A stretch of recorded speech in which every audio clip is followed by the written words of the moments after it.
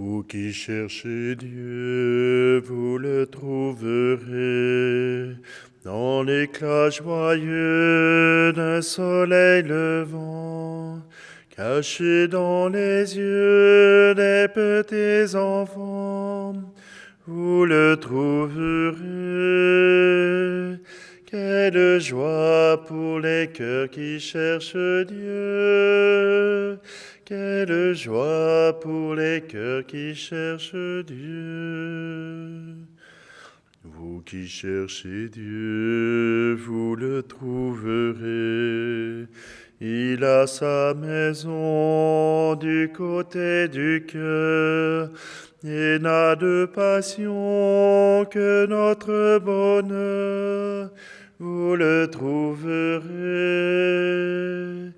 Quelle joie pour les cœurs qui cherchent Dieu. Quelle joie pour les cœurs qui cherchent Dieu.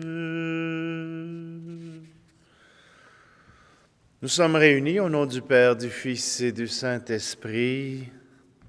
Le Seigneur soit avec vous. Bonjour, bienvenue en ce mercredi 21 février. Et nous sommes au mercredi de la première semaine du Carême. Eh bien, aujourd'hui, le Seigneur nous parle des signes qui nous sont offerts, dont celui de Jonas. Ce signe nous est donné pour que nous puissions nous convertir, que nous puissions tourner notre cœur vers notre Dieu. Alors, tout simplement, prenons un instant et tournons-nous vers celui-ci. Il nous amène à sa miséricorde.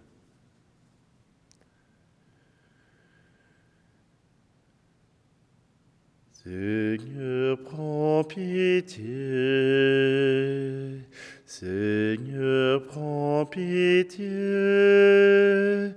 Nous avons manqué d'amour. Seigneur, prends pitié. Ô Christ, prends pitié. Ô Christ, prends pitié, nous avons manqué de foi. Ô Christ, prends pitié. Seigneur, prends pitié. Seigneur, prends pitié. Nous avons manqué d'espoir. Seigneur, prends pitié. Que Dieu Tout-Puissant nous fasse miséricorde, qui nous pardonne nos péchés et nous conduise à la vie éternelle. Amen. Prions. Regarde, Seigneur, avec bienveillance, ton peuple qui cherche à mieux te servir, tandis que nous maîtrisons notre corps par des privations. Accorde-nous d'agir selon le bien et d'être renouvelés dans notre esprit. Par Jésus-Christ, ton Fils, notre Seigneur, qui vit et règne avec toi dans l'unité du Saint-Esprit, Dieu pour les siècles des siècles. Amen. Lecture du livre du prophète Jonas. La parole du Seigneur fut adressée à Jonas. « Lève-toi, va à Ninive, la grande ville païenne, proclame le message que je te donne sur elle. » Jonas se leva et partit pour Ninive, selon la parole du Seigneur. Or Ninive était une ville extraordinairement grande. Il fallait 3 jours pour la traverser. Jonas la parcourut 1 journée à peine, en proclamant « Encore 40 jours et Ninive sera détruite. » Aussitôt les gens de Ninive crurent en Dieu. Ils annoncèrent un jeûne, et tous, du plus grand au plus petit, se vêtirent de toile à sac. La chose arriva jusqu'au roi de Ninive. Il se leva de son trône, quitta son manteau, se couvrit d'une toile à sac et s'assit sur la cendre. Puis il fit crier dans Ninive ce décret du roi et de ses grands. Hommes et bêtes, Gros et petits bétail ne goûteront à rien, ne mangeront pas et ne boiront pas. Hommes et bêtes, on se couvrira de toile à sac, on criera vers Dieu de toute sa force. Chacun se détournera de sa conduite mauvaise et de ses actes de violence. Qui sait si Dieu ne se ravisera pas et ne se repentira pas, s'il ne reviendra pas de l'ardeur de sa colère? Et alors nous ne périrons pas. En voyant leur réaction et comment ils se détournaient de leur conduite mauvaise, Dieu renonça au châtiment dont il les avait menacés. Parole du Seigneur. Le psaume 50. Tu ne repousses pas, ô mon Dieu, un cœur brisé et broyé. Pitié pour moi, mon Dieu, dans ton amour. Selon ta grande miséricorde, efface mon péché. Lave-moi tout entier de ma faute. Purifie-moi de mon offense. Crée en moi un cœur pur, ô mon Dieu. Renouvelle et raffermis au fond de moi mon esprit. Ne me chasse pas loin de ta face. Ne me reprends pas ton Esprit Saint. Si j'offre un sacrifice, tu n'en veux pas. Tu n'acceptes pas d'holocauste. Le sacrifice qui plaît à Dieu, c'est un esprit brisé. Tu ne repousses pas, ô mon Dieu, un cœur brisé et broyé. Tu ne repousses pas, ô mon Dieu, un cœur brisé et broyé. Gloire à toi, Seigneur, honneur, puissance et majesté. Maintenant, dit le Seigneur, revenez à moi de tout votre cœur, car je suis tendre et miséricordieux. Gloire à toi, Seigneur, honneur, puissance et majesté. Le Seigneur soit avec vous. Évangile de Jésus-Christ selon saint Luc. En ce temps-là, comme les foules s'amassaient, Jésus se mit à dire : « Cette génération est une génération mauvaise. Elle cherche un signe. Mais en fait de signe, il ne lui sera donné que le signe de Jonas. Car Jonas a été un signe pour les habitants de Ninive. Il en sera de même avec le Fils de l'homme pour cette génération. Lors du jugement, la reine de Saba se dressera en même temps que les hommes de cette génération, et elle les condamnera. En effet, elle est venue des extrémités de la terre pour écouter la sagesse de Salomon. Et il y a ici bien plus que Salomon. Lors du jugement, les habitants de Ninive se lèveront en même temps que cette génération, et ils la condamneront. En effet, ils se sont convertis en réponse à la proclamation faite par Jonas, et il y a ici bien plus que Jonas. Acclamons la parole de Dieu. Je me demande aujourd'hui, qu'est-ce que ça prendrait? Qu'est-ce que ça prendrait pour que le monde puisse comprendre le message de Jonas? Encore 40 jours et votre ville sera détruite. Et Jonas n'a pas pris le temps de prendre des mots théologiques, n'a même pas fait une proclamation qui avait du bon sens, 1 jour au lieu de 3. Et voilà que la population fut réceptive à ce message. Jonas a fait n'importe quoi. Et Dieu avait mis dans le peuple de Ninive ce désir de pouvoir répondre à l'appel de Dieu. Aujourd'hui, le monde est sans dessus-dessous. Le monde est en guerre, le monde cherche sa propre gloire, le monde cherche son propre confort, mais personne ne se préoccupe de ce désir de Dieu, du rêve de Dieu, ce rêve que tous puissent être un, que tous puissent vivre l'unité, que tous puissent choisir de s'aimer les uns les autres. Quelle serait la manière de pouvoir prononcer et d'annoncer à ce monde cet appel à l'amour, à l'unité? Peut-être une comète, peut-être, je ne sais pas ce que ça prendrait. Quel serait le signe qui ferait changer ce monde? Voilà que le Christ se montre de village en village, que le Christ parcourt tout le pays et même encore, on ne le reconnaît pas.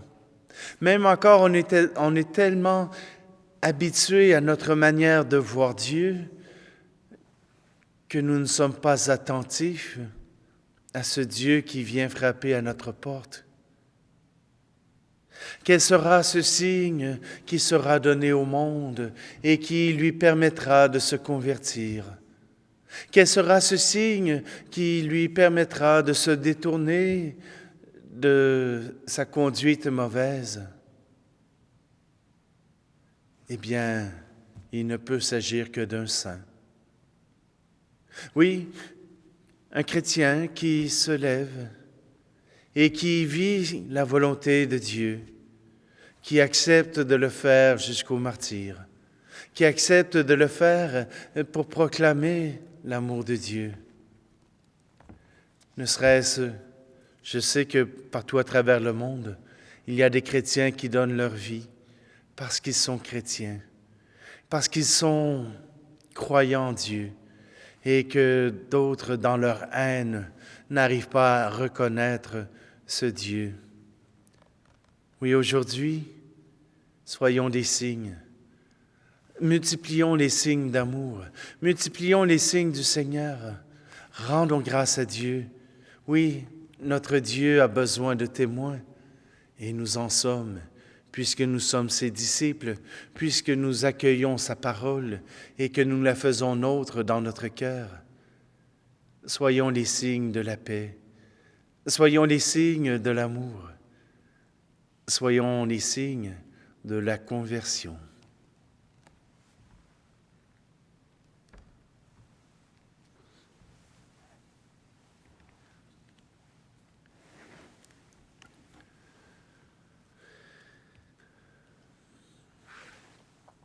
Seigneur, nous voulons te confier toutes les victimes des guerres, toutes les victimes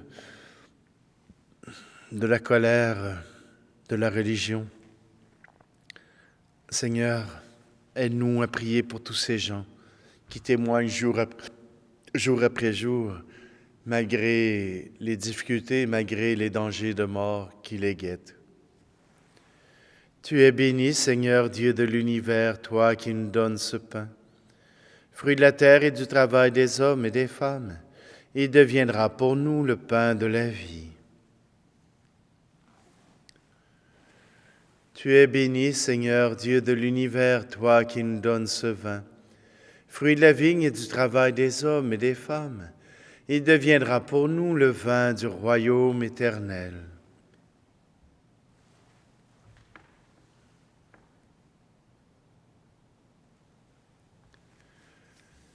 Prions ensemble au moment d'offrir le sacrifice de toute l'Église. Nous te présentons, Seigneur, les biens que tu nous as donnés pour qu'ils soient consacrés à ton nom. Et puisque tu en as fait pour nous un sacrement, permets qu'il nous apporte aussi l'éternelle guérison. Par le Christ, notre Seigneur. Amen.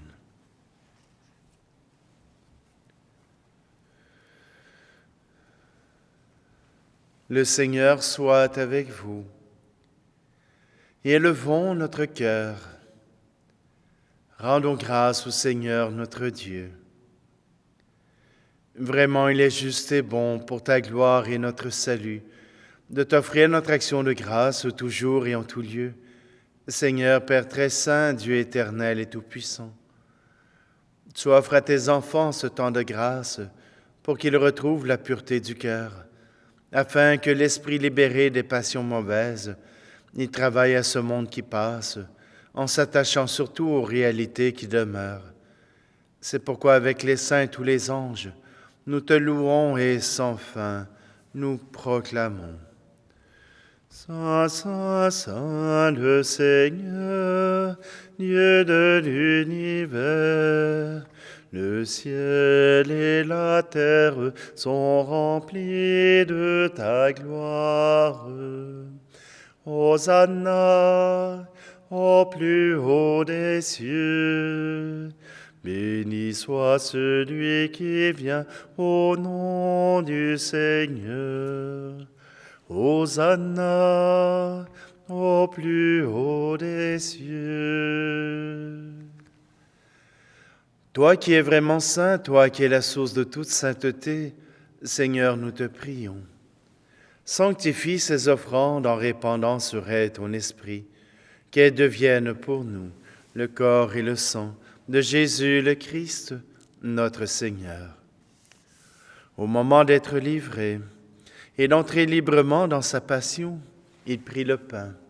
Il rendit grâce et le rompit, et le donna à ses disciples en disant, « Prenez et mangez-en tous. Ceci est mon corps livré pour vous. »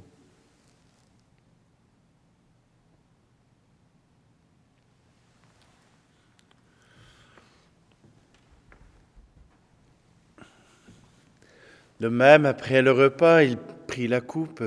De nouveau, il rendit grâce et la donna à ses disciples en disant, « Prenez et buvez-en tous, car ceci est la coupe de mon sang, le sang de l'alliance nouvelle et éternelle, qui sera versé pour vous et pour la multitude en rémission des péchés. Vous ferez cela en mémoire de moi. »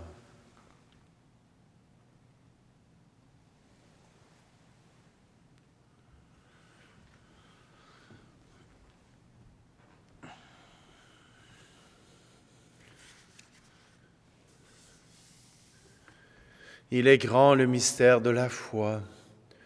Nous annonçons ta mort, Seigneur Jésus. Nous proclamons ta résurrection. Nous attendons ta venue dans la gloire.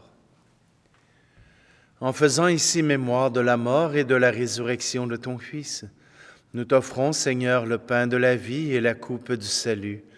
Et nous te rendons grâce car tu nous as estimés dignes de nous tenir devant toi pour te servir. Humblement, nous te demandons qu'en ayant part au corps et au sang du Christ, nous soyons rassemblés par l'Esprit Saint en un seul corps. Souviens-toi, Seigneur, de ton Église répandue à travers le monde. Fais-la grandir dans ta charité, en union avec notre pape François, notre archevêque Luxire et tous les évêques, les prêtres et les diacres. Souviens-toi aussi de nos frères et sœurs qui se sont endormis dans l'espérance de la résurrection. Et souviens-toi dans ta miséricorde de tous les défunts.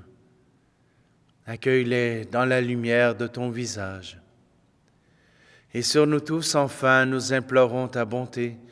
Permets qu'avec la Vierge Marie, la bienheureuse Mère de Dieu, avec Saint Joseph, son époux, les apôtres et tous les saints qui ont fait ta joie au long des âges, nous ayons part à la vie éternelle et que nous chantions ta louange et ta gloire par ton Fils, Jésus, le Christ. Par lui, avec lui et en lui, à toi, Dieu le Père Tout-Puissant, dans l'unité du Saint-Esprit, tout honneur et toute gloire pour les siècles des siècles. Amen. Le cœur confiant, nous osons reprendre cette prière que Jésus nous a apprise. Notre Père qui es aux cieux, que ton nom soit sanctifié, que ton règne vienne, que ta volonté soit faite sur la terre comme au ciel. Donne-nous aujourd'hui notre pain de ce jour. Pardonne-nous nos offenses, comme nous pardonnons aussi à ceux qui nous ont offensés. Et ne nous laisse pas entrer en tentation, mais délivre-nous du mal. Délivre-nous de tout mal, Seigneur, et donne la paix à notre temps, Soutenus par ta miséricorde, nous serons libérés de tout péché, à l'abri de toute épreuve, nous qui attendons que se réalise cette bienheureuse espérance, l'avènement de Jésus-Christ, notre Sauveur.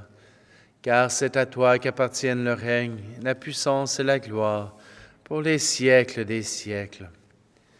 Seigneur Jésus-Christ, tu as dit à tes apôtres, je vous laisse la paix, je vous donne ma paix.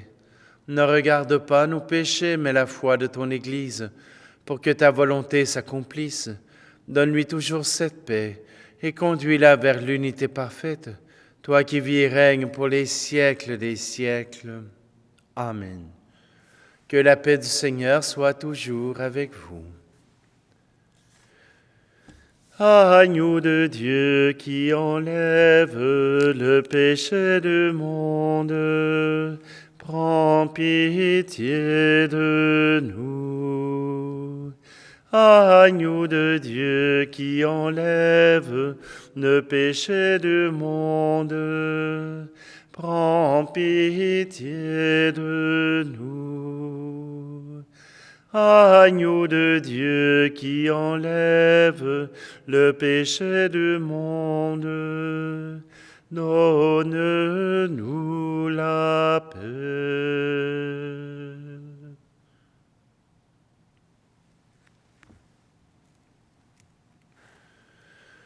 Voici l'agneau de Dieu, voici celui qui enlève le péché du monde. Heureux, heureuses les invités au repas des noces de l'agneau. Seigneur, je ne suis pas digne de te recevoir, mais dis seulement une parole et je serai guéri. Seigneur, à travers ce corps et ce sang, tu es le signe que nous attendons pour nous convertir, pour nous approcher de notre Dieu. Viens en nous pour nous permettre de pouvoir reconnaître dans le Père notre Dieu et notre Sauveur.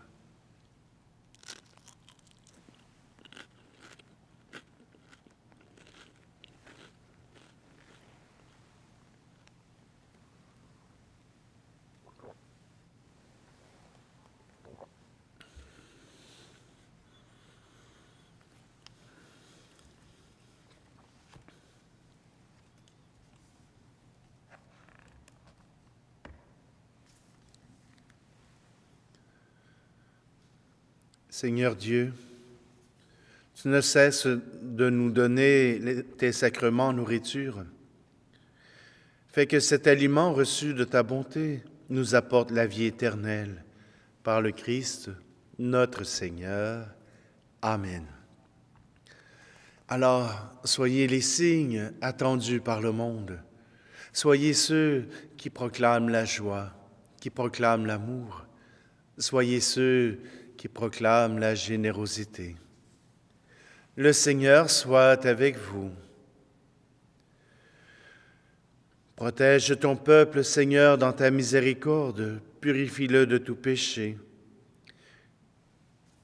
Car nul malheur ne peut nuire à celui qu'aucun mal ne domine, par le Christ notre Seigneur. Et que Dieu Tout-Puissant vous bénisse, lui qui est Père, Fils et Esprit Saint. Allez dans la paix et la joie du Christ. Vous qui cherchez Dieu, vous le trouverez